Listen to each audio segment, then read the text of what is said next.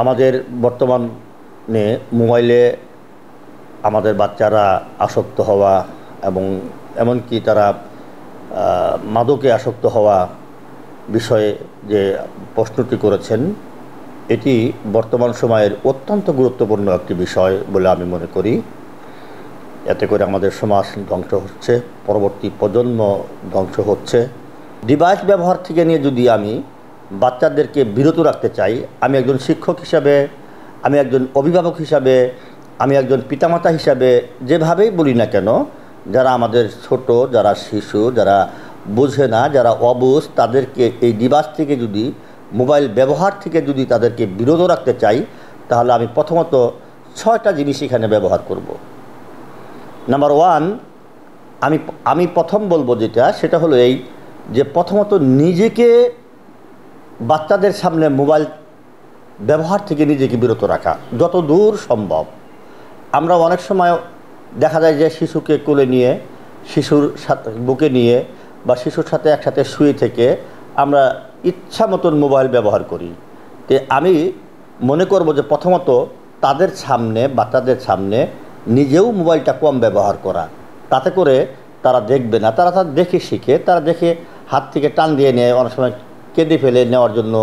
অতএব যদি আমরা তাদের সামনে কম ব্যবহার করি, তাহলে আমি মনে করি কিছু অংশ হলেও এখানে একটু কমবে।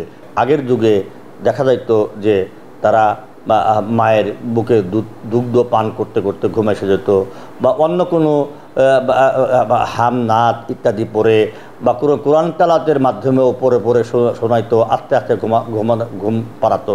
কিন্তু এখন সেটা উল্টো দেখা যাচ্ছে যে মায়েরা বা অনেক সময় এই ডিভাইস ব্যবহার করে গেমস দেখিয়ে তারা ঘুমানো ব্যবস্থা করে। এটার থেকে নিজেদেরকে বিরত রাখতে হবে। নির্দিষ্ট ঘুমানোর সময় এবং খাবারের সময় যেন ডিভাইস ব্যবহার না করা হয়। এটা হলো 2 নম্বর। 3 নম্বর হলো শিশুদেরকে শখের কাজ শেখানো। মানে অনেক সময় শিশুরা দেখা যায় যে এই বিভিন্ন ডিভাইস ব্যবহার করে, কোনো কাজ নাই, কিছু করে না, তখন একটু অবসর সময় থাকে, তখন তারা ডিভাইস তাদের হাতে দেওয়া হয়। এটা না করে বিভিন্ন শখের কাজ তাকে শেখানো যেতে পারে। যেমন তাকে আমরা নাচ শেখালাম, তাকে আমরা গান শেখালাম, তাকে আমরা এমনকি আল্লাহর কোরআনের তেলাওয়াত শেখাইলাম। তো এইভাবে যদি আমরা করি, তাহলে অনেক সময় আমি মনে করি যে বাচ্চারা অনেক সময় এর দ্বারাও এই ডিভাইস ব্যবহার করার থেকে, মোবাইল ব্যবহার করার থেকে তারা বিরত থাকবে। 4 যদি আমরা ধরি, সেটা হলো যে রাতে খাবারের আগে পরে আমরা যখন একটা সময় পাই, খাবারের সময় একটা সময় পাই, আগে পাই এবং পরে পাই, একটা অবসর সময় থাকে, তখন ওই সময়টার মধ্যে আমরা ডিভাইস ব্যবহার না করে ওই সময়টার মধ্যে আমরা একটা আড্ডা দিতে পারি। কিভাবে?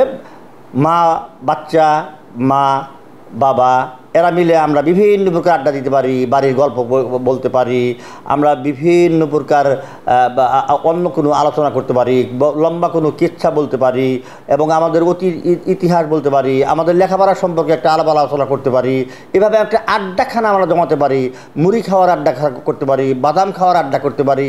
এভাবে বিভিন্ন সময় আমরা কিন্তু এই আড্ডাটা জমাতে পারি। তখন আমরা কিন্তু ডিভাইস ব্যবহার থেকে নিয়ে আমরা বেঁচে থাকবো। এটা আমার 4 নম্বর গেল। 5 নম্বর হলো বাচ্চাদেরকে বই পড়ানোর দিকে একটু অভ্যাস করানো। যদি আমরা বই পড়ানোর দিকে বিভিন্ন গল্পের বই আছে, বিভিন্ন গানের বই আছে, বিভিন্ন কবিতার বই আছে, এগুলোর দিকে যদি আস্তে আস্তে আমরা তাদের অভ্যাসটা যদি করাতে পারি, তাহলে আমরা তখন কিন্তু এই মোবাইল হাতে নেওয়ার থেকে কিন্তু অনেকাংশেই তারা বিরত থাকবে বলে আমি মনে করি, এবং আমি আশা করি যে সচেতন মহলও এটা মনে করবে। এবং সবশেষে আমি একটা কথা যেটা বলবো, সেটা হলো 6 নম্বর, বাইরে খেলাধুলা করতে নিয়ে যাওয়া, বাইরে একটু ঘুরতে নিয়ে যাওয়া, যেখানে বিনোদনের কিছু সুযোগ আছে। এখন অনেক ছোট ছোট অনেক পার্ক আছে, যেটা শহরে আছে, শহরতলিতে আছে, এবং কি সবুজ ঘাসপালা ইত্যাদি জায়গা আমাদের এখনও কিছু দর্শনীয় জায়গা আছে। ওখানে নিয়ে গিয়ে একটু আড্ডা দেওয়া, যেমন একটা ক্রিকেট খেলানো তাকে অভ্যাস করা, ব্যাডমিন্টন খেলানোর একটু অভ্যাস করা। ছোট বাচ্চা হোক, ছোট্ট ক্রিকেট পাওয়া যায়, ছোট্ট একটা বল পাওয়া যায়, বলটা দিয়ে নিজে তার সাথে একটু খেলাধুলা করা, বা কোনো অভিভাবক হোক বা নিজের বড় ভাই হোক, সে একটু তার সাথে খেলাধুলা করলো, সে কিন্তু ওই কাজটার মধ্যে সে লিপ্ত থাকলো, তখন কিন্তু ডিভাইসটা সে হাতে নিল না। এটা আমি মনে করি যে এই 1 থেকে 6 পর্যন্ত সর্বশেষ যেটা আসছে 1 থেকে 6 পর্যন্ত আমি যে কথাটা বললাম যে এর থেকে এই ডিভাইস ব্যবহার করা, মোবাইল ব্যবহার করার থেকে বাচ্চারা অনেকাংশেই বিরত থাকবে। এবং সবশেষে আমি যেটা বলবো সেটা হলো বর্তমান সরকারের কাছে, আমাদের বর্তমান সরকার এটা তথ্য প্রযুক্তিকে যথেষ্ট ব্যবহার করছে, করে দেশের উন্নয়ন করছে এবং এখন বর্তমানে স্মার্ট বাংলাদেশের দিকে আমরা এগিয়ে যাচ্ছি, নতুন নতুন কিছু সৃষ্টি করছি। এতে আমাদের সময়, অর্থ এবং শ্রম আমাদের সাশ্রয় হচ্ছে। এই আমাদের ডিজিটাল বাংলাদেশ করে স্মার্ট বাংলাদেশের পথে যেখানে আমরা চলে এসেছি, এতে করে আমাদের অনেক উপকার হয়েছে। তবে আমরা বর্তমান সরকারের কাছে যারা সচেতন মহল আছি, যারা অভিভাবক মহল আছি, আমার একটা বক্তব্য থাকবে যে আমরা একটা সুস্থ যেটা অসুস্থ না, একটা সুস্থ আমরা একটা ডিভাইস চাচ্ছি, একটা অনলাইন চাচ্ছি, একটা আমাদের নেটওয়ার্ক চাচ্ছি, নেট চাচ্ছি যেটা সুস্থ থাকবে, অসুস্থ কিছু থাকবে না, যেখানে কিছু মোবাইল খুললেই যেন কোনো নেকেট কোনো কিছু না চলে আসে।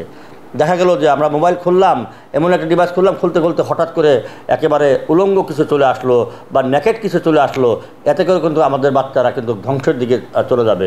এই জন্য একটা সুস্থ অসুস্থ না, রুগ্ন না, একটা সুস্থ একটা আমরা অনলাইন একটা নেট এই বর্তমান সরকারকে চাচ্ছি যে যতই মোবাইল ব্যবহার করুক কখনো মোবাইলের মধ্যে নেকেট কিছু আসবে না।